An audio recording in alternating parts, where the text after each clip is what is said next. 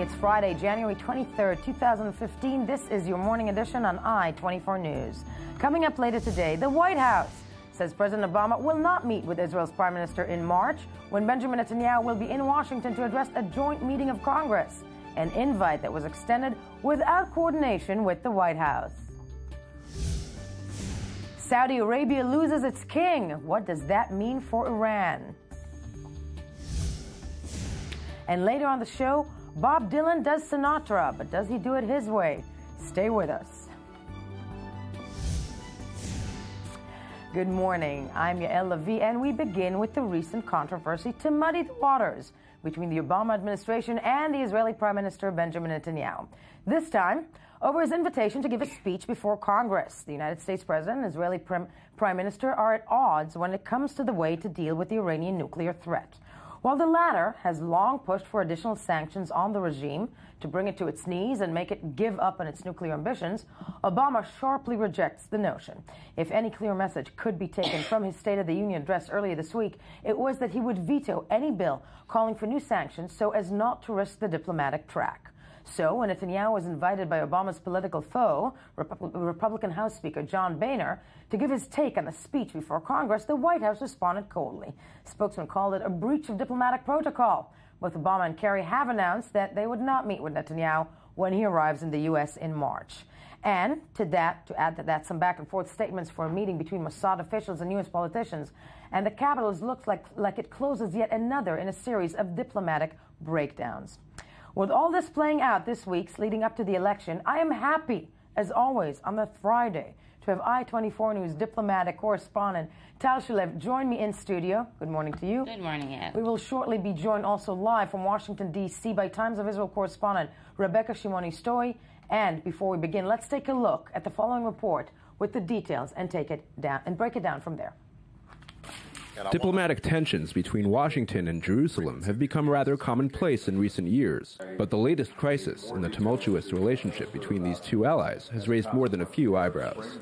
It all began with the extension of an invitation from the Speaker of the House of Representatives, John Boehner, to Israeli Prime Minister Benjamin Netanyahu to speak before a joint session of the U.S. Congress to address the Iranian nuclear program and the threat of radical Islam.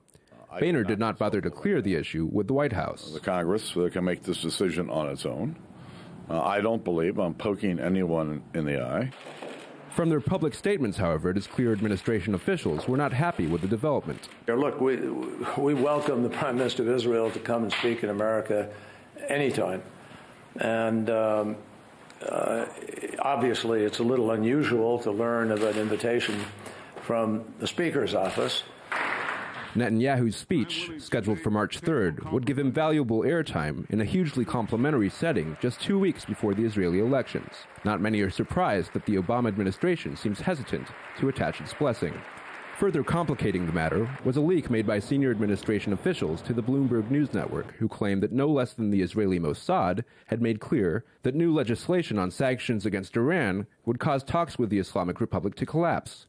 The leak had been described by Israeli government officials as the Obama administration's revenge for Netanyahu's unorthodox trip to Washington. Secretary of State John Kerry elaborated further Wednesday evening. One of the top intelligence personnel within the Israeli intelligence field, I won't name names, but this person was asked directly by a congressional delegation that visited there over the weekend what the effect of sanctions would be, and this person answered that it would be like throwing a grenade into the process. More than 12 hours later, on Thursday, the unnamed official named himself, none other than the head of the Mossad, Tamir Pardo, whose office released the following statement. On January 19, 2015, the head of the Mossad, Tamir Pardo, met with a delegation of U.S. senators at their request and with the approval of the Prime Minister. Contrary to what has been reported, the head of the Mossad did not say that he opposes imposing additional sanctions on Iran. In a statement, Pardo also intimated that he was misunderstood by John Kerry. Regarding the reported reference to throwing a grenade, the head of the Mossad did not use this expression regarding the imposition of sanctions, which he believes to be the stick necessary for reaching a good deal with Iran.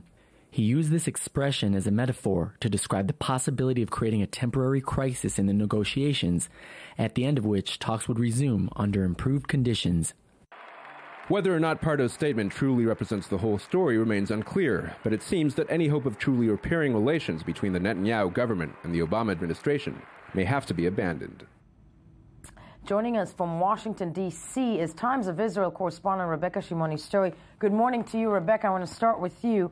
Lots of fallout when it comes to this, lack of protocol, to put it mildly, between the White House and Benjamin Netanyahu. But when it comes to D.C. right now today, in terms of the reactions, how angry is the White House with Prime Minister Netanyahu? Well, I would say the White House is fairly unhappy, and the White House is not alone. In the past 24 hours, we've seen an increasing number of Democratic members of Congress also voicing their displeasure at the situation, claiming that they were never informed, despite the fact that Prime Minister Netanyahu's press release did in fact say that this was a bipartisan invitation. The Democratic House leadership, at least Nancy Pelosi, said that she certainly never heard of the visit. So I would say there is a good deal of consternation here in Washington on the Democrat side of things. To put it mildly, of staying with us, Rebecca Tal Shalev, there's even almost no pretense anymore on how bad this relationship is going between the American president and Prime Minister Netanyahu.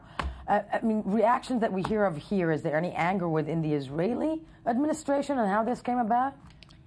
There's a big mess, okay? I think, but we've grown accustomed to it. In the past year, every few months, there's this total collapse of a big public showdown between Washington and D.C. I'm just going to remind you, like the most recent ones and big ones, we had Kerry talking about, last February, I think Kerry talking about the warning of a third intifada. That was a big thing. Then we had Ya'alon calling Kerry obsessive and messianic. That was a big thing. Then we had a very harsh phone call. Then we had the whole collapse of the peace talks. Yes, let us not forget that. Let's not forget that. Very harsh phone calls during Protective Edge. Israel and Kerry during Protective Edge in a clash regarding Kerry's ceasefire efforts. And the most, I think, notable two notable events. One, during Protective Edge, the Hellfire, the Hellfire request that the administration rejected the Israeli request for Hellfire missiles, but just 3 months ago, the end of October, Jeffrey Goldberg, chicken chip comments. Whoever went back to Jeffrey Goldberg this week could read exactly clear, very right and clear. That was 5 days before midterm elections. He said the Obama administration is planning its payback time. The crisis is already here, and the crisis is definitely already here, and we're just dealing with the repercussions of it in many ways. And I'm sure Rebecca Rebecca might agree. We've been going through so many crises that it kind of loses its sting at some point. But it loses its sting. But Rebecca, when it comes to this crisis, I think Iran is so much on the table. This is something that's coming on the heels of the President Obama's State of the Union address, where I think you and I discussed several days ago the one clear strategy that we in the Middle East heard out of that speech was the fact that come hell or high water, the American president is going to go ahead with trying to finalize a deal with Iran, with the Islamic State, regarding its nuclear powers. And this seems to be a battle between that Prime Minister Netanyahu is jumping into between Congress and the White House on that, isn't it? Well, this is no new battle, and as Tal rightly pointed out, this is no new fight. Right. I am kind of loath to use the word war, but it's funny. Last year, if you recall, there was another Jeffrey Goldberg article as Netanyahu's plane was pretty much landing in America for the AIPAC summit, an article that was highly critical of Netanyahu as well. This has been many, many rounds over and over and over again of the same fight. I think there is a certain amount of concern, however, particularly with this iteration of the fight, that perhaps this is being played out in America for political interests as an increasingly partisan issue. And many people have noted that support for Israel is a very bipartisan topic in Congress up until now. And there is a certain amount of concern that this sort of issue, in which it really is lining up in a kind of Democrats versus Republican manner, could turn out to erode that bipartisan support for Israel in Congress. That is a concern that is also shared by diplomatic officials in Jerusalem that have been saying, of course, without identifying themselves, that they have been saying that Netanyahu is causing an irreversible damage to something very valuable, and exactly it's that bipartisanship. But another thing that should be pointed out is Secretary Kerry. There's a Washington Post report today speaking about how Kerry has been conducted in this whole debacle, and it seems Kerry himself met for 2 hours, according to the Washington Post, on Tuesday, the same day that Boehner, the day before the State of the Union, the day of the State of the Union, the day before Boehner announces this visit, Kerry meets with Israel's ambassador to the U.S., Ron Dermer, for 2 hours, who doesn't mention anything about bringing out the Congress. And there are U.S. officials quoted there saying that Kerry, in the past month, made almost 50 calls for Israel to world leaders on issues regarding the ICC and on issues regarding the Palestinian UN Security Council bid. And the officials there are quoting, and I'm quoting, "Playing politics with that relationship could blunt Secretary Kerry's enthusiasm for being Israel's primary defender." So this is politics, but it can also definitely impact Israel in the international community. And I think what Rebecca has been describing, it's a two-way political intervention. Netanyahu is playing a tool in a political game in Washington, and Washington is also giving Netanyahu the stage of his life 2 weeks before elections. I was about to ask you about that. I mean, it's March 3rd, isn't it, that he's going to speak? March 17th are the elections. That is huge political capital, isn't it, when it comes to the elections here? Yep. I'm not even sure that Netanyahu really cares that he's been shunned by the White House and by Kerry during his visit. He has two beautiful, welcome and warm receptions, AIPAC and Congress, both probably with standing ovations. So, he gets a chance to talk about his favorite topic, the Iranian nuclear program. This is definitely a gift. Now, the big question is, how will Herzog and Livni, the Zionist camp, how are they reacting to this inside the political scene? It seems at the moment, my observation, they do not have an adequate answer to this. They have not been vocal on this issue in the past 48 hours. They've not been speaking out on the topic. So it'll be interesting to see how exactly this develops as a topic in the Israeli political campaign and election campaign. No, definitely. But as you mentioned, Tal Shalev, very much this ongoing, for lack of other words, to put it, a mess between the United States and Israel. And as I said, sadly, there seems to be no pretense of hiding, the lack of relationship there between the White House and Netanyahu. Tal Shalev, thank you for joining us for this part of the debate. Rebecca Shimoni is staying with us from Washington as we move on.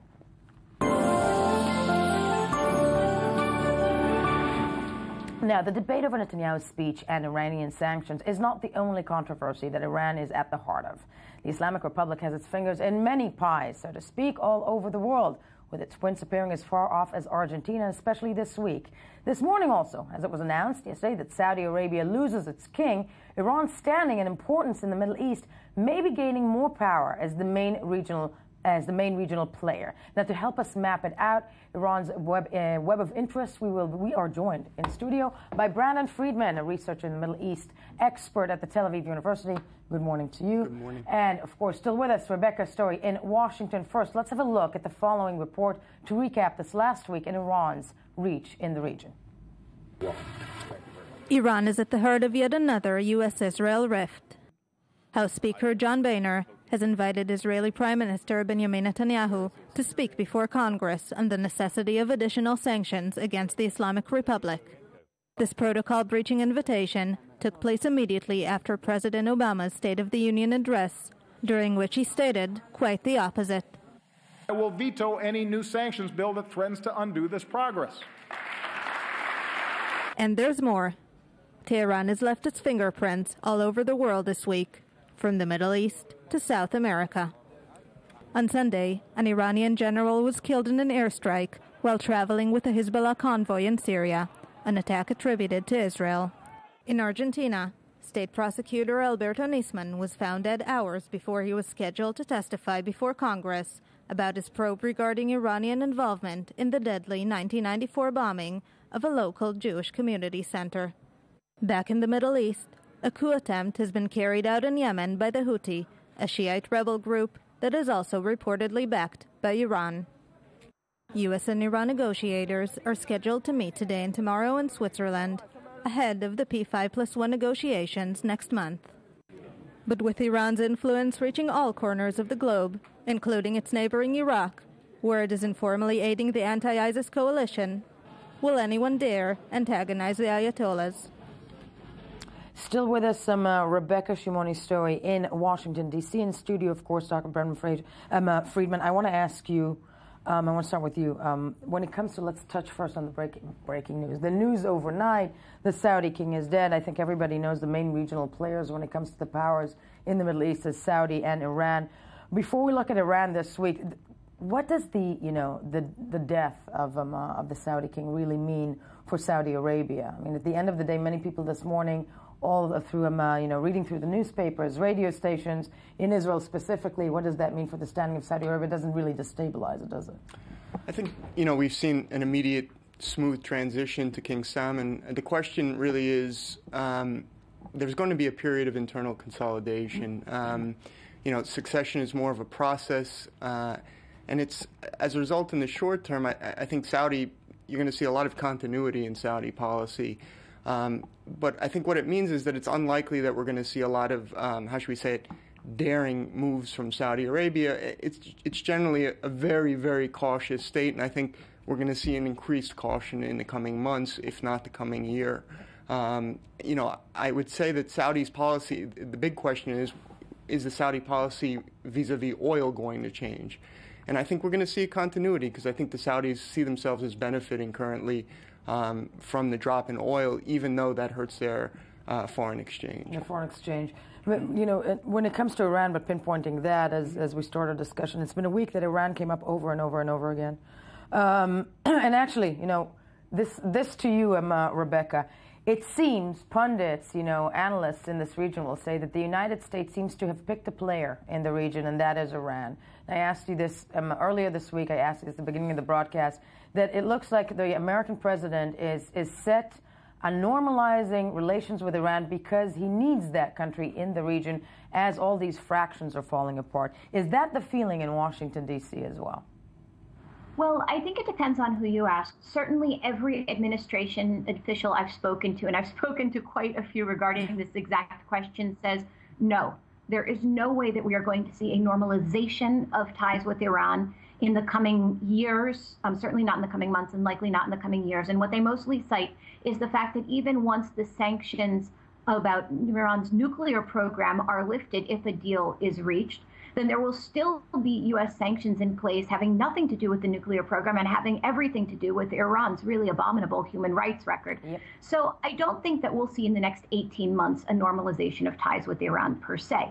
Might we see a bit of a cooling off if a deal is reached? I think that's another story. There's been a lot of back and forth in Washington over to what level the U.S. could, in the future, after a deal is reached, cooperate, collaborate, or coordinate with Iran in the struggle against ISIS. And that also has been up to interpretation, actually alternate interpretations by different members of the administration. So normalization, not yet. Perhaps a warming up of relations, yes. I think that if a deal is reached, we might see a bit more contact and coordination, if not cooperation or collaboration, in terms of the fight against ISIS. Those are fascinating points because, and Dr. Friedman, I want to ask you, because it seems to be, though, that the process has begun, and as Rebecca mentioned, has the United States picked Iran as the new player to align itself with, maybe down the line, not normalizing relations anytime fast. That said, how much does it need it? Because we're looking at a Middle East that is, I'm looking at this as a watershed moment. There's no Iraq anymore, in many ways, right? And ISIS still controlling a third there. Does the United States need Iran in order to try and win that battle down the line? Well, look, first of all, I think that what the U.S. is after is sort of a détente rather than normalization. And I think it has more to do with Iran rather than the U.S. I think the U.S., the Obama administration rightly recognizes that under Khamenei, a normalization is probably not possible. And what they're seeking is détente. And I don't think that the U.S. is necessarily trying to play kingmaker with respect to Iran. I think the U.S. perhaps wrongly believes that Iran is the central player in the U.S. in the Middle East, and therefore, and the U.S. wants to see a reduced commitment in the Middle East because it believes its interests are. But I'm going to ask you that. I'm going to stop you for a second. Isn't Iran, though, if we're looking at this past week, if we're looking at the far reach, of course, horrific involvement in, as reported in Israeli press, horrific involvements in things like the Argentinian story. But again, Yemen, when it comes to, the push to maintain Assad in power in Syria, isn't Iran one of the main players, if not the main players, emerging out of this tectonic plate shift? Well, I think you're buying then into the Obama administration's mindset. I think Iran has created problems across the region in order to convince the U.S. and others that the Middle East can't be managed without Iran. And I think that the fact that Iran has managed to convince the Obama administration of that very fact means that the Iranians' strategy has succeeded. And to me, Iran is not part of the solution in Iraq and Syria. They created the conditions that allowed the Islamic State to emerge. And the Obama administration seems to be buying into the idea, at least it seems tacitly, that, hey, look, the Middle East is going to get worse unless we give Iran the space that it seems to want. And to me, that seems to be buying into the very mindset that Iran has sought to create from, going back to the U.S. Invasion of Iraq in 2003. But Rebecca, same to you, as there's this big, convention going on in Europe this week, actually today, discussing coalition forces with Arab countries to try and combat ISIS. Is there a notion in Washington, not just the Obama administration, that Iran, in fact, is a key player in order to either support certain fighters on the ground in Iraq to try and combat ISIS, or to actually do that as a long-term plan of combating the Islamic State that cannot be done without Iran? Is that the feeling in Washington? Well, I think that there's certainly a desire and an awareness that the fact that you share a common enemy does not necessarily make you best friends today. Right. And so while there is awareness that Iran is largely working to a similar end, that of combating ISIS, I think that there is a fairly healthy awareness that the alternate that Iran poses to ISIS is not necessarily an expansion of a sphere of influence that the U.S. particularly wants to see. And I think that there is a general sense in Washington that, yes, Iran may be very useful for a short-term good, that is combating ISIS, but in kind of imagining a status quo after ISIS, if we dare do so, I think the U.S. is very aware that a status quo post-ISIS that would involve, say, Iran actual domination of large chunks of Iraq is not something that would particularly be in the U.S.'s interest. That's putting it mildly. A good point. I want to touch with you, Dr. Friedman. The Mossad comes out with, or actually maybe a statement that is being leaked this week by the United States. As we mentioned in the earlier part of the show, it's all part and parcel of a lot of diplomatic plays and animosities between the White House and Israel. But is it true, and I know that your institute, you researched a lot, that even if an intelligence unit in Israel warns that putting more sanctions on Iran is going to destabilize these talks, and that the Prime Minister is very much against, is Iran maybe not such a big threat? I mean, what do we know when it comes to its capabilities right now, but its actual, wishes for the Middle East, for its role in the Middle East, if it's coming from the intelligence community? I think Iran, particularly for Israel, is a very significant threat, if not the number one strategic threat in the region. And particularly the reason why I think everyone is so concerned about this issue is that a nuclear Iran in the region is a game changer, and it's a game changer for several reasons. One is it allows Iran to project its influence in a much different way. A nuclear power is much harder to resist on several fronts, much less predictable, and a much greater long-term strategic challenge. So a nuclear Iran, even if it's a latent nuclear Iran, a threshold nuclear Iran, is certainly a situation that needs to be taken with the utmost seriousness. And on that count, I agree 100% with the Prime Minister. The second issue that needs to be taken accounted for, to my mind, is the idea that this nuclear agreement will create a one-year breakout time and therefore the Iranian nuclear issue is resolved, to me is a bit of a red herring. A one-year breakout time only resolves the nuclear issue for the next 2 years for the Obama administration. For those of us in the Middle East, the nuclear issue, even with a one-year breakout time, continues to be a key strategic challenge. So, to me, the issue of sanctions or no sanctions now is the red herring. How do you get Iran to meaningfully back away from becoming a threshold nuclear power? That issue is still in play, regardless of the sanctions or no sanctions discussion now. And I think we need to have a more serious discussion about the Iranian nuclear program. Instead of talking inside baseball about the American-Israeli relationship, we need to talk about the substance of the Iranian nuclear program. And that's a conversation that's not being had, unfortunately, because of this distraction about the diplomatic relations between Israel and the U.S. No, which seems to be, clearly dominating our broadcast right now. But Rebecca, I'm asking you, sadly, even if it's a red herring, it's the sanctions that are going to, stop any kind of movement at this point. How resolved is Congress to try and stop the American president, to stop President Obama from moving ahead with any type of negotiations, in the coming months? Well, I would say that they looked a lot more resolved last week than they do this week. I think that in the recent week, what we've seen is a certain amount of caginess on the parts of Democrats who seem to be more supportive of it. For instance, Senator Blumenthal, who now seem to be more vocal about supporting the administration's view. Certainly that additional sanctions legislation would be deleterious to the negotiations. Certainly it is a warning to Democrats in the Senate, who will have a hard struggle in 2016, that the most likely presidential candidate for the Democratic Party also has voiced her opposition to additional sanctions legislation. That would be Hillary Clinton, who has reiterated this now twice in the past week.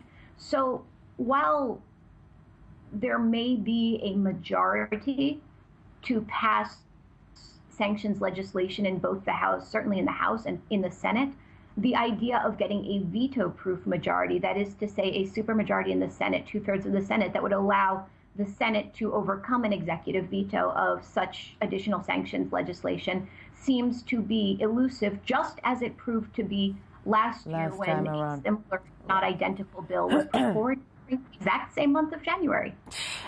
Rebecca Shimoni-Stowe, thank you so much for joining us from Washington, D.C. Finally, as you mentioned, Dr. Friedman, the red herring, so to speak, on the table. How really quickly is Iran, are we looking at an Iran that if this is not stopped, a year from now, that's it? They have the bomb, so to speak? I'm really simplifying it right now. I don't think there's a definitive timetable. I think that even with a potential agreement, we are still looking at a potential nuclear Iran, and that's the key issue everyone needs to focus on. That's the key issue, which I wanted you to say, because you made a very good point a bit before. When we get back, the UN hosts the first of its kind convention devoted to anti-Semitism. First, though, let's hear some more of the morning headlines.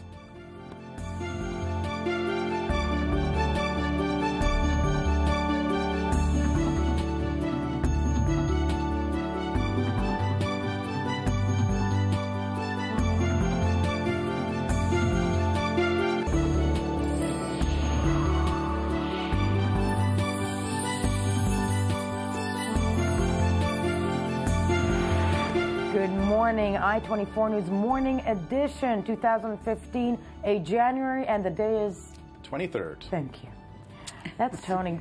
Yeah, that is Tony Grant. Thank God for Tony Grant. If it wasn't for Tony Grant, I would never know what day it is, or nor would I know what are the headlines I missed while scanning the news, or reversed. Yeah, well, same thing in reverse. But, actually, an important headline that you may have missed, considering all of the tense headlines out there. And, of course, we the death of the Saudi King Abdullah, of course, dominating a lot of headlines. But last night, New York Times reporting that the Yemeni government has basically collapsed as the president and prime minister resigned.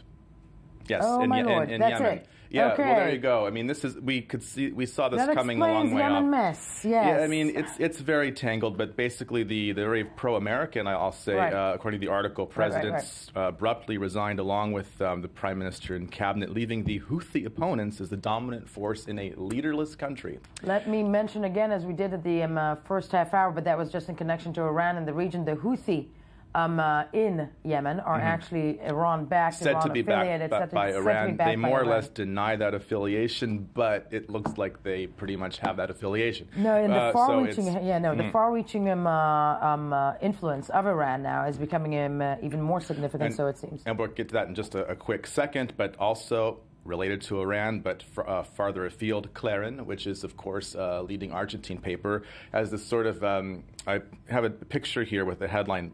It's in Spanish. Basically, they're saying that as the President, Cristina Kirchner, has done an about-face, right, in terms of saying that the death of Alberto Nisman, the prosecutor, not a suicide, and she's also claiming that there's a plot against her.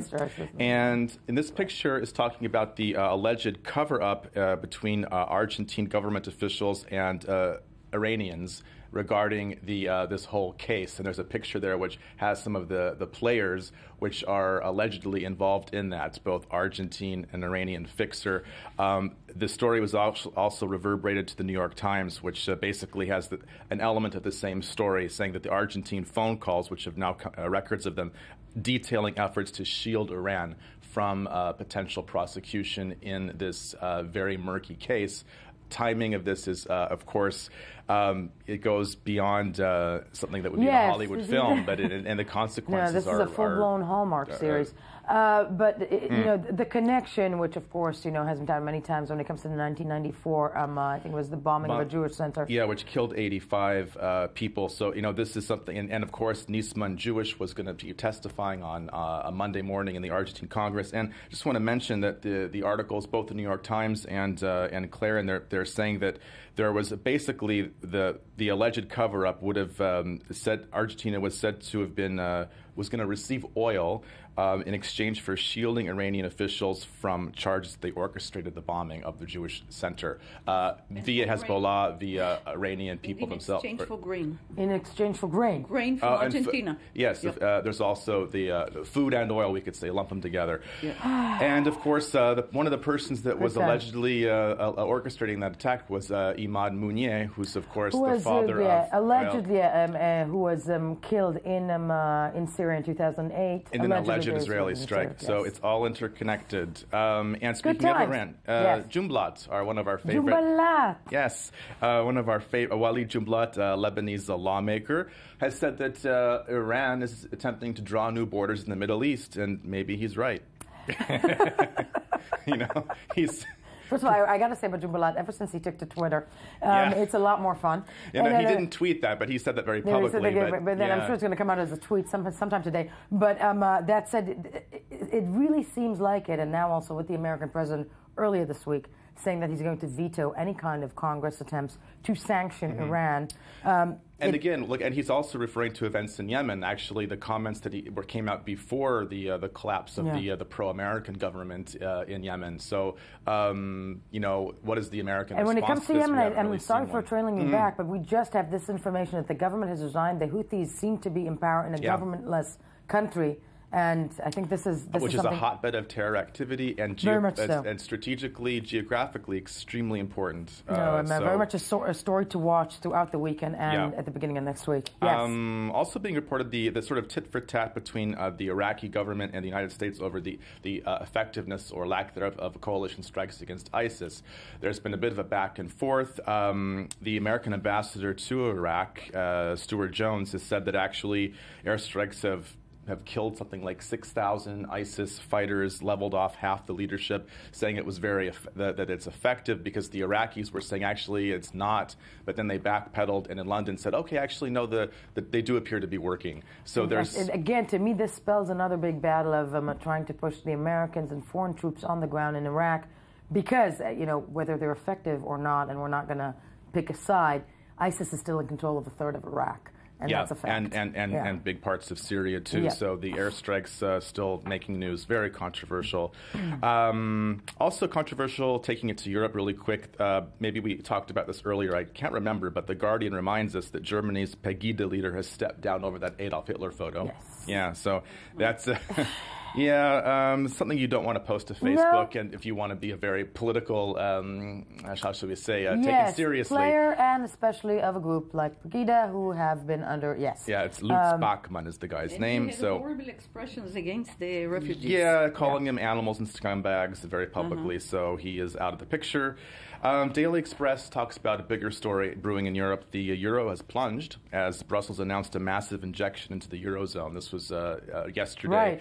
Right. The European Central Bank's leader, Mario Draghi, has basically, sort of like shock treatment to get the eurozone going again, and it's set off all sorts of speculation about where is the euro and the eurozone going or not. We're talking about an asset purchase program worth at least $1.3 trillion to counter the threat of a deflationary spiral. Big stuff, especially. I'm about to start crying. Yeah, don't. Yeah, it could be a watershed moment for Europe because, of course, Greece is heading into elections on Sunday, and that whole thing is tying into the Eurozone crisis. So, interesting times. Yes. Say the least. Anything else? We actually have a story from Bloomberg about the revenge of a disaffected Europe that risks a crisis was sparked in Greece. So, again, it's gloves off time Greece in Europe. is fascinating because the elections are on Sunday, on right? Sunday, yeah. And the left-wing Syriza party is tipped ahead in the polls to win, but we all know that polls can be, but if it does win, then what? It's going to send a sharp signal to Germany and Berlin that, hey, all these austerity measures that have been imposed on the people are no longer working and the people are fed up. That seems to be where it might be going now. And that could actually spell the fact that Greece might be stepping out of the EU. Yeah, the Grexit. The Grexit. The Grexit is a great way of putting it. Yeah, we'll see. That would be the Grexit. Maybe, I think, correct me if I'm wrong, that pundits are saying that if Greece steps out, that might be the beginning of a collapse of the whole EU notion, or am I being too dramatic? Which could please some in the UK who never stepped into the Eurozone. But again, it's very, time will tell in the truest sense of the word on that. But a lot of people are watching the European capitals. And that would be it. That's all for now. That's all for us. And Tony, but you're staying with us as we move on to the next very important topic.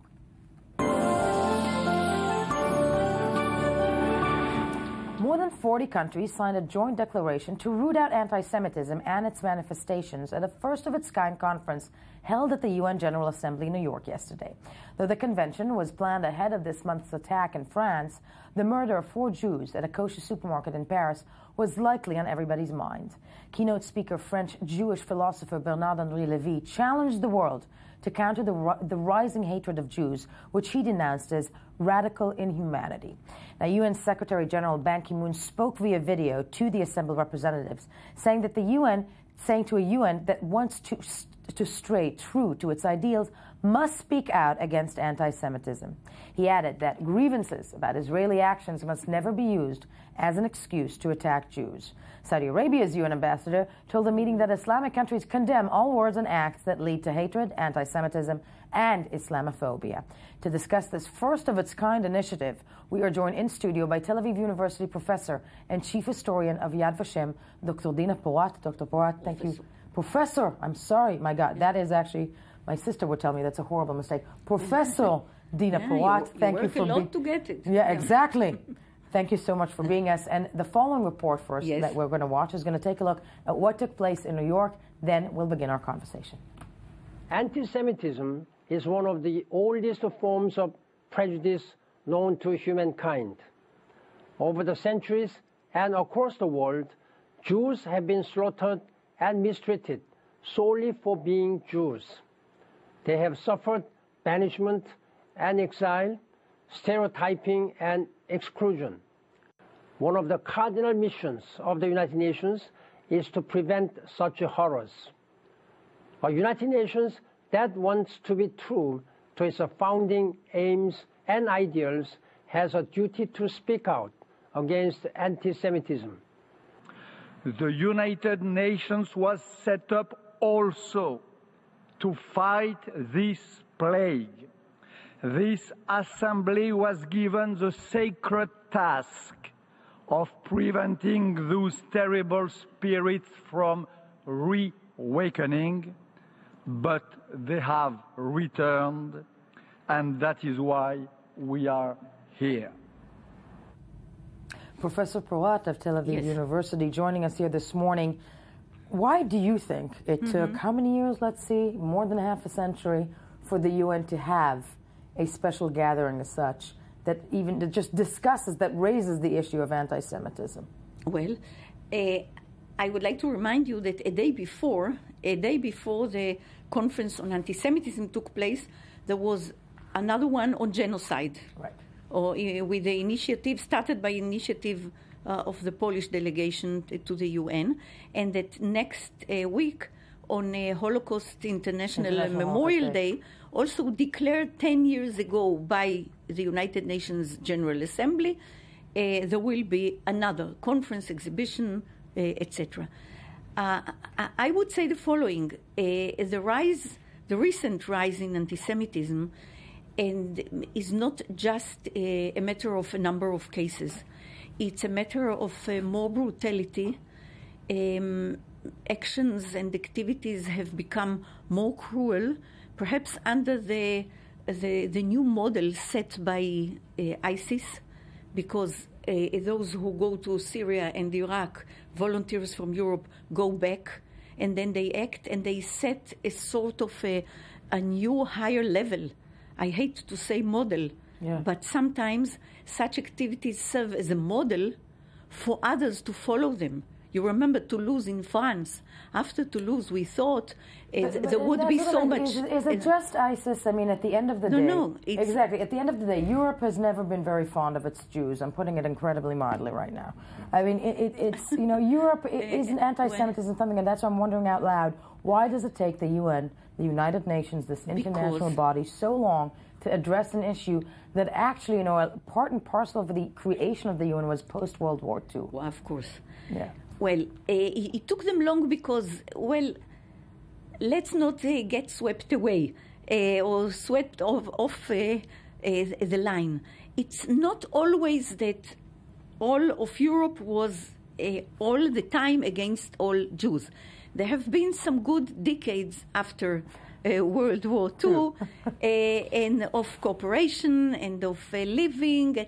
I would say that the rise that we are witnessing started, in the 80s, the rise of the right-wingers, especially after immigration started in the 90s. Right.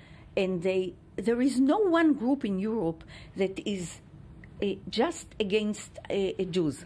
All these groups that are either on the right, radical right-wingers, or on the radical left, and the Islamists, each of them has an agenda, has a vision of the world, of his own country, without Jews, without gypsies in Hungary, without Muslims, Pakis in Britain, etc. It's a phenomenon that made the UN have this convention, because the fear is that once this cruelty, street activities, attacking people that starts against Jews will go on and spill not only against Jews, but will undermine public order. Look at France. It started with Jews, but you remember that some 3 years ago there was an attack on French suburbs, no connection to Jews. So if you don't hold it, you don't put it on the table, that hurting your one's citizens, Jews and others, and I really agree with you, if this is what you meant, that perhaps this conference could have stressed and emphasized a bit more the need to look not only at anti-Semitism and fight it, but to have a coalition against all these forces that are targeting other minorities as well. Coalitions, I think, are the order of the day at that point. Fascinating, Professor Porat. Definitely, you know, as I'm honoring your title, which you've earned. Thank you so much for being with us this morning. Sadly, all the time we have, but a fascinating subject and exactly to the point. When we get back, something completely different. Obama's State of the Union address, but as captured on Instagram. First, though, let's hear some more of the morning headlines.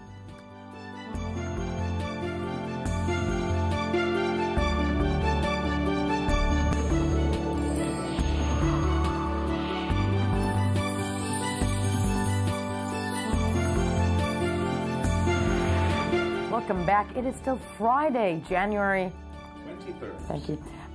2015. This is still the morning edition, but the leading news today is that it's Friday. I am still Yael Levi. Thank you for staying with us, and you should have. You know why? because Tal Shalev is here. I-24 News diplomatic correspondent lets her hair down on Friday, bringing us the weekly mix of politics and Instagram. And who snapped, who filtered, what happened. Yeah. It was a hard week. It was. Actually, it was. There were a lot of news and a lot of things to follow. And one of the biggest event kinds of, because of the whole Israel-U.S. crisis and everything going on, one of the biggest events kind of went down the drain, and that is, of course, State of the Union.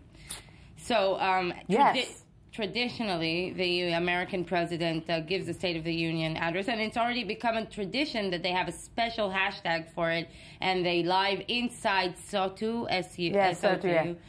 Because the president is POTUS. Exactly. Yeah, it's just a terrible nickname, isn't it? Yeah, it's better than FLOTUS. Yeah, I love FLOTUS. You love FLOTUS? First, FLOTUS, POTUS, and POTUS was giving you SOTUS. Okay, so FLOTUS, by the way, I still have to check into that. I think I'll leave it for next week. But FLOTUS came to State of the Union with an Alicia Florrick suit. I don't know if you guys are aware of this. Of course we know Alicia Florrick. Yes. I watched The Good Wife. You don't have a television, Tony. And you're not. Yeah. Well, any case, okay, let's get back to the live blogging. It was live blogged from the beginning, from the preparations, by our favorite, one and only, of course, Pete Souza. Pete Souza. If we can see. Because it's Friday, I think you and I need to actually bring Pete Souza here. Of course. Yes. Okay. So. But then we're not worthy. We're not worthy. Yeah. Well, Pete Souza started out with Yeah. Well, what did he start with? Well, he started out with the with a photo of Obama with his speechwriter Cody Keenan. There we go. So here we can see. The photo of them, you can see Obama and Cody Keenan in really casual clothes. Yeah. I'm sorry, this is where I totally take my hair down. So, I like a sweatshirt. I like the Obama sweatshirt. I know. I don't know about the plaid for the speechwriter. That's a little kind of, But it's coming back. It's coming back. It's coming back, which is fun because it always goes with a shotgun and a bottle of whiskey. If you're Sarah Palin. Yeah, okay. Pete Souza wasn't the only one live blogging. The White House himself was also posting photos of on Instagram of the digital team. They posted a photo of the digital team preparations. Right. And they also, a few days later, then a few hours later, they posted a photo of the White House. This is the White House account posting a photo of the draft. This is 3:30 p.m., the draft. Oh. It was at 9 p.m., the speech. And what's the statue in here, the back? Is that Obama, Pete Souza again posts a photo of Obama in the Oval Office working on the speech. That picture is so iconic because I have to say every president since JFK, it's so JFK-esque. You can see. I don't know. It's something that every time I see that frame and it that's the Oval Office. It's very oval. You can see the oval part. It's really curving. That's true. It's my California it's very side. overly. Yeah, you get ovular. Yeah. Yes. The Oval Office is very oval. Overly. Yes. And John Boehner, who later on in the week became one of the biggest stories, but he did also, before the State of the Union, before he ruined the State of the Union party, he posted this photo of a ticket to the SOTU. I gotta say, but that type of picture is no, I'm going and you're not. No, it wasn't him. It's not his. It's one of his guests. He doesn't need a ticket. He's John Boehner. Exactly. But Michelle Obama, First Lady, posted a video as she before calling on everyone to follow and if we can see the video. Yes, please. Let's watch FLOTUS. Michelle Obama. FLOTUS. Hey everybody, I'm about to watch Barack give his State of the Union at the Capitol, and I hope you watch. You can watch on TV, on your phone, or online, but however you do it, make sure you watch. That's the Alicia Florrick suit. That is nice. Completely the elite. No. It's very nice, but I know exactly what to. This is a chick conversation. That is this is the Alicia Florrick suit. And I find it really comforting, I have to say, that me and the First Lady... Have you worn gray today because of that? No, but I think now that I discover that me and the First Lady have such a mutual interest, such as The Good Wife, then maybe we should bond and stuff. And hang out. Hang out, yeah. And have Pete Souza watch take Alicia, a picture. talk about Will, exactly. Have some popcorn. Exactly. Yeah, exactly. No, actually have vegetables, not popcorn. Popcorn's fattening. John Boehner also posted a video on Instagram. This was before, again, he ruined Obama's week with the invitation to the Israeli Prime Minister. But he posted an amazing photo, I have to say, of preparations for the State of the Union. This amazing video. Let's see if we can see it. Let's have a look at the John Boehner video.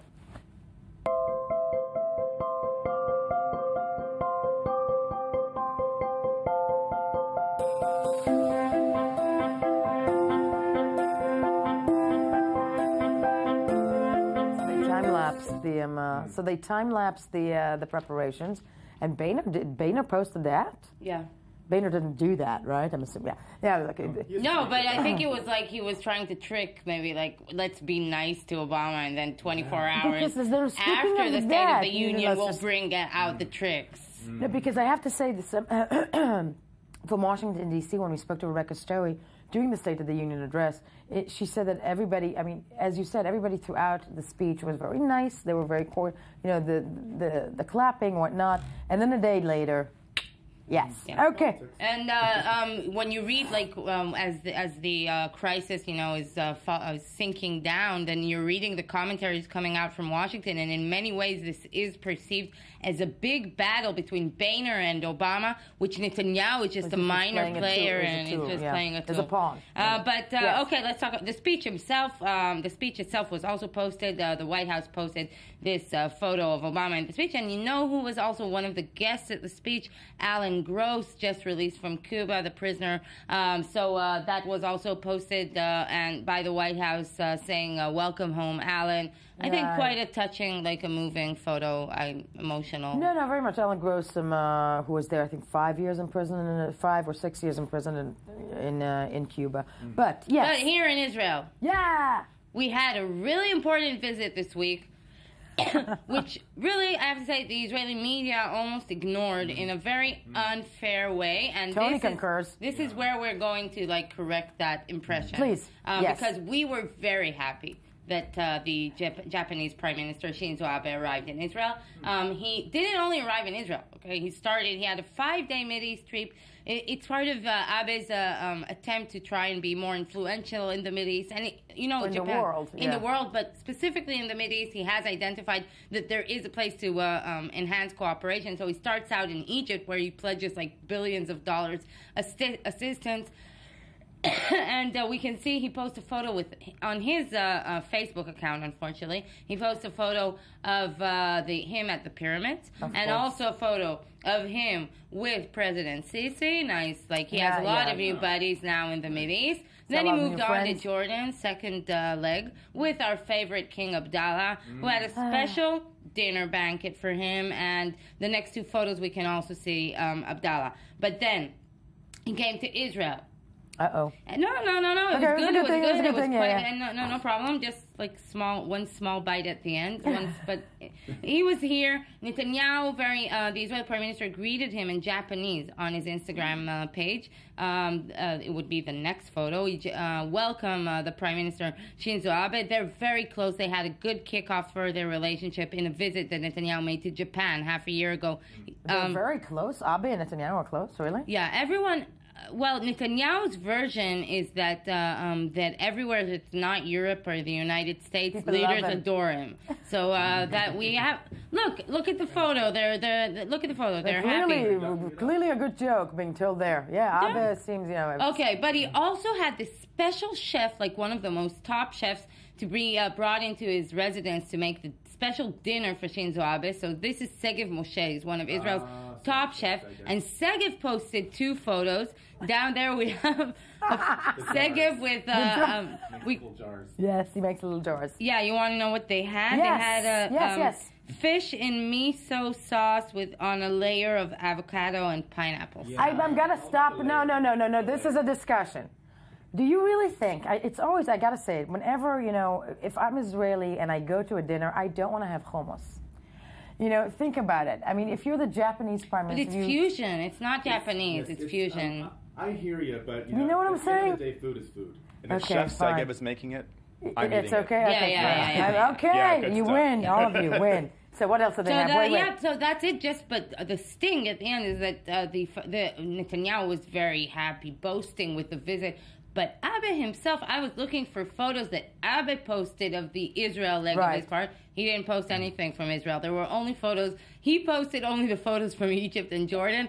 Israel and Ramallah are not existing on his Facebook page. Interesting. No, maybe for security concerns. I'm making stuff up. Maybe from Twitter. Yes, and that's it. That's We're it. done. Yeah. The intense week that was. That's it. That's okay. You're locked in studio with us for the Spiral Viral that is the Web Review.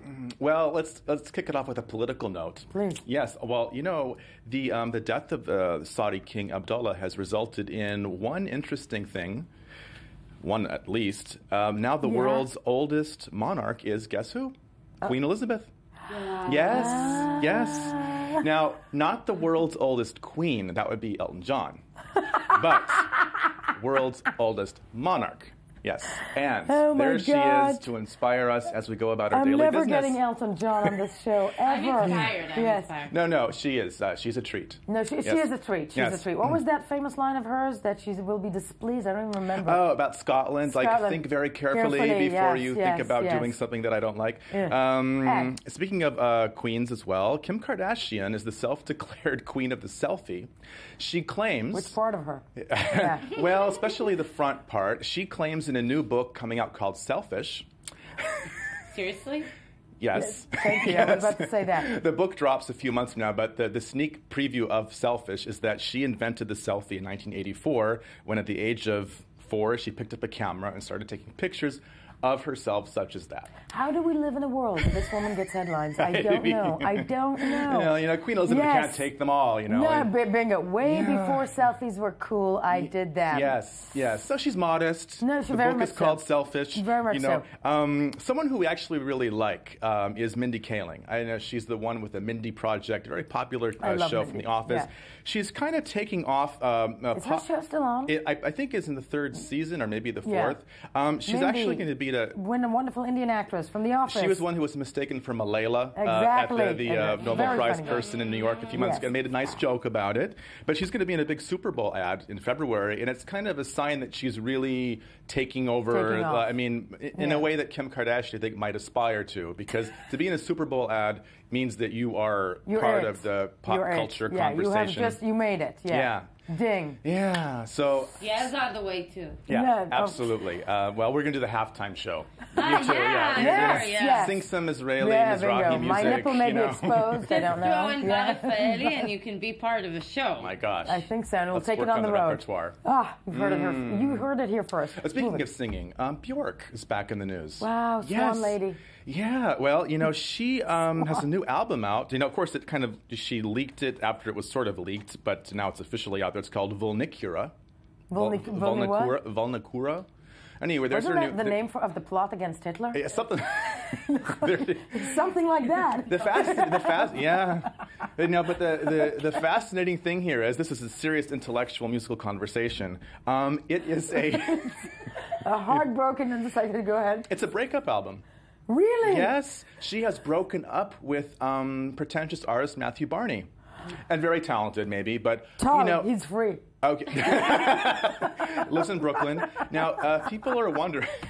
Yes. People are wondering, does this mean that Bjork will now get herself out of Brooklyn and move back to Iceland full-time? I think people in Brooklyn are wishing that would be the case. Might be. Yeah, yes. So interesting I think stuff. She's scary. She's very scary. Their hair is scary, but I think she's a real artist. She's I very love much her an stuff. artist. Yeah. I think ever since that swan outfit. I think that paved the way for Lady Gaga. That's true. And all her Michigas. That's true. But anyway, Lady Gaga. Speaking of craziness, bling. Yes. Saddam Hussein's daughter Ragad Saddam is stepping out with a new jewelry line.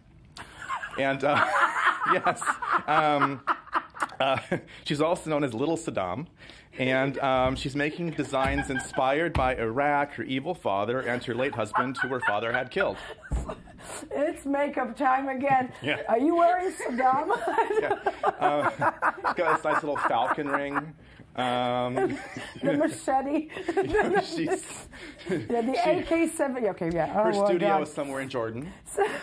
So she's doing her thing, Lord. and it's good news for all of us bling lovers. I was looking for that. You know who likes to wear rings? Who? Anderson Cooper.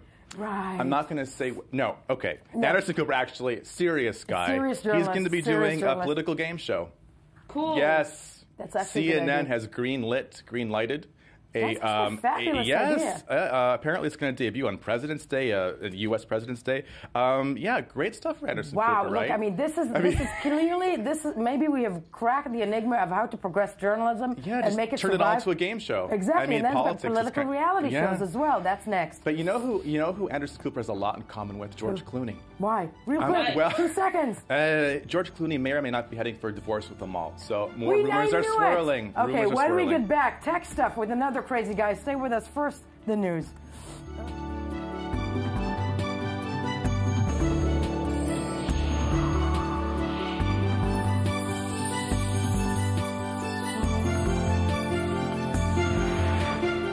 Good morning. It is still Friday. Let's have a moment of zen. It's Friday. It's Friday. Yay. That sounded so happy. I am happy. Yay. I'm so happy that it's Friday because it means that in 2 days there's a new week. That's the most depressing horrible thought I heard horrible reason ever. to But enjoy a Friday. It is Friday. It is Friday. Friday is a good thing. Friday is a fabulous thing. Yeah. 2015, January 23rd. It's your morning edition. It's the place you should be. Why? Because we're joined in studio by, actually, I'm going to start with the pretty girl. That was the most chauvinistic line I ever said. Ynet, America's journalist, Ronnie Stav with us for anything and everything cultural. I was sure that you're going to say Yeah. Katara. I was like, I'm going to start with the pretty girl, Ziv. The pretty girl and Ziv. And That was horrible. Why is that a chauvinist thing? And then you're going with her. Okay, with the whatever. smart Ronnie Stav. Whatever, I don't care. Yes, go ahead. Okay, I'll take Zen. I'll take Take it from all. here. I'll take it on. So, Bob Dylan. Yes. So he just unveiled a new track from his album of songs that are cover songs of Frank Sinatra. I know where this is going. You know where this is going? I'm slightly horrified. Tell me. Oh, you are horrified? He released the song, and it's from Shadows of the Night. It's the song "Stay With Me." He already did it in the past couple of months of his 2014 tour, and now it's out on the web. The CD is released on Columbia, and it will be released on February 2nd. And until then, we have "Stay With Me" to listen to. It's pretty interesting. How many Sinatra tracks does he do? Oh, there's a lot. I don't remember how many. Did he touch him? It's 2:45. We don't know. Yeah, we don't know yet. Yeah, we don't know yet. Have you heard it? Yeah, I've heard "Stay With Me." I mean, there's something about the fact that it's so off in two different directions that I can appreciate it. It's like it doesn't sound like a Frank Sinatra song, so you're not expecting it to be. I have a huge confession to make. Ziv is sitting here going horrified. I'm a huge Sinatra fan. No! Yes. I'm going away. No point in staying. I'm staying here. You can take Google does something. No, I'll say that. No, stay with us. Okay. I love Sinatra. Yes, I was born in the wrong decade. People make fun of me that, I don't think so. I love agree. Sinatra, and I hate when they touch my Sinatra. And I think you Blue Eyes, come on. And I think you had that at home as well. You had that. I had that at home. Yeah. I definitely had it at home. Yeah. When you take Sinatra, which for me is everything, everything. And you put it into something. But Bob Dylan made it into Bob Dylan. He made it into. Guys. No. Yes. It's good. It's the only thing good Enjoy it did was the movie with the. It's Friday, and there's a Frank Sinatra. It's good. It's good. I just sang. Yes, move along. Yeah, so because it sounds like a Bob Dylan thing, it has no, it's not like those new all the artists are now doing jazz songs because supposedly they all wanted to be jazz players, and then all of a sudden they became something else. So he's true to himself. He's like being Bob Dylan, and he was talking about the fact that he was terrified to do it for a really long time because he was afraid of those arrangements, that it's like huge orchestrated arrangements, and to make it into a 5-piece band, which is nice. He was 5-piece. I was envisioning that with a guitar and a harmonica. No. Okay. It's a little more than, but still, it's like a Bob Dylan moment, you know. So at least he's like, I'm intrigued with that. It's his 36th studio album. He's like, I don't give an F, I'm just gonna do what I love. Yeah. So I'm actually fine with that. I'm actually think intrigued. It would be fabulous if Sinatra were alive, that he would do the Bob Dylan cover. Totally. Crossover. We can do that. Good one. We can. Want my jacket? Okay. There's genetics. We can use him. We can clone him. We can clone him. That'd be awesome. Let's clone culture. him. Ahead. Okay. Move it. Someone we don't need to clone yet, but is releasing an album as well, is Bjork. Which is super, I mean, I think it's super. No, you're not excited? No. We had a discussion about Bjork. That she's also thinking about leaving the States. Because she lives in Brooklyn. Okay. Did you know that? No, And you lived in Brooklyn, didn't you? I did. Yeah, she might be moving back to Iceland. Yeah, there's Bjork. It's okay. That's because I left, so she wanted to leave as well. She wanted to be somebody. You know, she's fabulous. She is fabulous, and in 2011 she did Biophilia. Biophilia is about the universe, and all of her songs is like about nature and about philosophical ideas. And now this album comes. It's Volnicura. I really hope I'm saying it right. No one knows. In the previous segment, I said that sounds like the plan to kill Hitler. But it does. Yes. Maybe. Okay. But this one is a singer-songwriter album. So she is talking about the fact that she was super nervous about it. She's saying it's really traditional songs. It's almost, I felt like a teenager singing about all these ideas that were in me. And she did this interview for Pitchfork. It's a beautiful interview. Right. The interviewer is like, I think, phenomenal. We saw a bit of it. Her eye makeup looked like mine. But yeah. And well, she kept on tearing up throughout the interview. Like she could not really hold herself. And I mean, it's Bjork, but at the same time, doesn't she always cry? Come on. She does, and she's like she's not really with us, which is why she's Bjork. So great. She's of a different realm. Yeah. And we should keep it that way. But in this one, she was with artist Matthew Barney. He was a major inspiration for this album. They broke up throughout the album. They have a mutual child together, and this whole process of like going through this album from doing it with your like life companion into doing it with someone that is completely like then joined in. I just had a feminist thought. I'm sorry, it's Friday, so things connect weirdly in my mind. Please do, because we're going there. No, so we're going do. there. Didn't Adele rise to power after an album she wrote about a guy she broke up with? She did. She did. Yeah. Can we have women who just write songs not after being so traumatized by men? Maybe it's something that people is like it's harder for people to relate. Like seriously, it's. I'll take a chance. No, I'm actually being completely serious about it. I'll take a chance and just say that. In general, even let's say like 50 years ago, when you say just guys making albums, the most successful ones is the ones that talk about breakup. I don't think it's a feminist or male-centered thing. It's just breakdown. But talking about the feminist idea, which she is talking about it throughout, she co-produced it with the Venezuelan beatmaker Arca, and she but she co-produced it, and she is talking about the fact that throughout her journey of making music, and she has been saying that she's been in the studio since she was 11, that people just, entitled part of what she was doing into their, work, and throughout she was saying like when people just thought that it was produced by the male musicians in my band, that was written down in the credits. Like they never thought it was about me. And she is talking about the fact that I want to talk about it because if I'm helping a 20-year-old girl that is trying to like make it and be part of the music industry, it is hard. You will have to say everything a guy say 5 times in order to be heard for the first time. And it's a true fact, Zivka. That is a true fact. Yes. No. Okay. That was a moment of thought. Yes. Moving along. Yeah. Continuing with the gender ideas. So there is the Dorian Awards. What is the Dorian Awards? What are the Dorian Awards? The Dorian Awards is the Gay and Lesbian Entertainment Critics Association. And they chose, it's like their Oscar, and they, or Golden Globe, or whichever one you want to. Why don't we have a Jewish Oscar? Nobody cares about us. No, but let's talk about that, because, it's the same movies. They kind of had the same choices, like Boyhood won Best Film, and then Eddie Redmayne, Best Actor, Julianne Moore is Best Actress. And I was thinking, like, wait.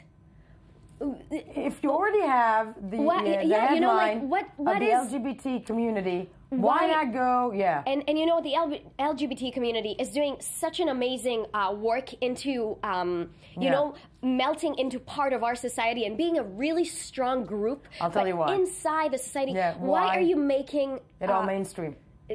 Because Hollywood is stronger than anything else. But why would you make why would you make this award that is only for you guys choosing? I don't get it. You know, it's like it's this idea very valid of point. Very valid point. But that said, on that valid point, we're going to actually ask Ziv Kittel. Okay. What does Ziv that mean? Kittel, what do you have to say about Google knows. That's Ziv it. Kittel, I'm done for God, today. the man, the legend. I'm the not a geek. man. You're the not a beautiful man? lady? Okay, Beautiful lady. the beautiful lady. I'm a beautiful Ziv Kittel, princess. anything and everything. Toss I'm a This beautiful occult princess. sci-fi technological shoot. I have no hair. I can't do this anymore. I I know. feel nude. Your Jufro is gone. I'm naked. Your Jufro Yes. is gone. Go ahead. What? What do you have for us today? I got tons of stuff. Shoot. Let's go with Google. Let's go with Google. Because I Google's said the I'm devil, going to talk isn't about it? No, yeah, but doesn't Yeah, matter. it is. Okay, so a lot of companies are now working. I think we talked about it like way back in 2013, a month ago. So we talked about the fact that a lot of companies are working on making internet accessible to everyone across the globe for free. Yes. So there are a few. I think the one that we talked about is actually this project specifically by Elon Musk, who wants to send satellites across 700 satellites across the globe and give internet to us all. Now Google is internet. Yes. That's Give us such a all weird internet. idea. Give us internet. Here you go. Here is an internet. Take this piece of internet. Token of my of my leadership. Yes. Yeah. So Elon Musk does that because he's awesome. Google, on the other hand, is 1 billion. like it's like 90% sure, right? It's a report. Yes. On major outlet, but it's still a report. $1 billion. Yes. To actually support this, and now Google had its own like project of putting balloons with internet on them. I have to say the idea. I know Packs that of internets. Listen, again, this is Friday, so I'm going to theorize on the conspiracy Do this. theory. Yes. The conspiracy theory, because we all know Google is, they practically Watching they are. you. Yeah, but the idea that Google will be part of ownership of thousands of satellite up in the No, up in 700. space. 700, sorry, not of hundreds of thousands, just satellites up in the 700. Yeah. hundreds of satellites up in the air, owned by Google. That's it. Well, it would be owned by Elon Musk with percentage to Google, but Google With Google $1 billion doesn't- Google investment. doesn't need to. The point is, that's like one of the things that people talk about: Android versus iOS and stuff like that. Google gives stuff for free because we pay them with information. Right. That's it. They don't need That's to. what I mean. They don't need to go into space and watch you with satellite. You give them everything. That's a conspiracy theory. No, it is. But the conspiracy, you need to shift the focus. The thing is, Google is supporting this because this means more people will be online more time and Giving give them away more more information. That's it. There's no free. That's why There's they never think that free internet is so important. Important. To Exactly. life. Yes, Yeah, exactly. When they control us all from space. Yes, they want to. Again, they won't control us. It's not like this conspiracy is not that big. It's very small they scale. won't control us. It's small scale, They but will tell us it's what already we there. think. Okay, we sound like freaks. It's already Move on. there. We're not freaks. Next, but on that note, X-Files. Yes. What? Beautifully executed here. X-Files, after 9 seasons, which means 9 years, and 2 movies, and then nothing, is coming back, apparently. Really? Yes. With the same team? Everybody wants in. So Everybody wants in? Yeah, Gillian Anderson wants in. Well, of course she wants in. David Coveney wants in. Really? He wants in? Yeah, he wants in as well. Okay. 2 FBI agents. What's his name? Chris Carter, right? Yes, Chris Carter. The And what's creator the- he wants to come back. So the problem is just scheduling because Gillian Anderson has her own show. Yes, The Fall. And the Fall is she's in The Fall. Yeah, right. Yes, she's in The Fall. Duchovny is doing something new now. He's not a lead there, but he's one of the major players there. So they do need to find how to schedule this now. And they need to find something that is interesting because UFOs are kind of right. It's like passé. it's passé. They kind of need a new idea. Yeah. Maybe. Thank you. So now 2 things that can happen here. Now, first of all, for those who followed everything, because I Of left course it. you did. I left it. No, I was like, Yeah? after 3 seasons, I was like, I'm not staying here. I have things to do. So it ended. Like if you saw the show and then you saw the movies, it's like open-ended, so sort of. But I can jump right in with like a bigger conspiracy, which does not involve aliens, but just governments, right? They can stay in that area. And then we'll just do House of Cards. And do exactly. That'll be House from of the Cards. other like they're going. Oh, you know what? The thing that I want to see is like House of Cards is like because we don't have West Wing, so we'll have that, and then X-Files. They will do a crossover there because they will see like stuff he does. And then Will Smith will come in with that thingy and we'll erase our mind. And then like I have lost control of the broadcast. If they get hurt, so is there like some kind of a hospital like show? 10 years back, like this conversation is so weird. Is there a hospital show now running? Like kind of an Grey's Anatomy. Great, so Grace can like come in and I'm bringing it back. Someone you have one if they more. get wounded. I'm just saying we can do like a whole crossover between all shows. And the news broadcast will anchor them. Yes. And you'll be in. What else? Last one, real quick. Which one do you want to go with? Whatever. Let's go with the drone. I'm going with the drone. I know I'm ruining stuff for the control room, so run with this. Drone. Everybody are talking about the drones, and Amazon is going to send packages with the drone, and drones, illegal. Well, now, apparently, it doesn't matter what you think, but Mexico is using it to send drugs. Yes! Yay! So crystal meth. Why did we not? For your news on Fox, tune in to Drone Pack with crystal meth. Crystal meth crashed near in the U.S. Mexico. Yes, so they're using drones. This is awesome. This is like, so while they're thinking, we'll send packages with books and stuff. And 40 seconds, do not. There's crystal meth coming. I gotta tell people, do not look for crystal meth in your backyard, but do. Why not? Check us out on Facebook, Twitter, all those social networks, I-24 News Morning Edition, and tune in Monday when we'll be awake for a next week of broadcasting for your morning edition. Amen. Be drunk on Monday. Wow.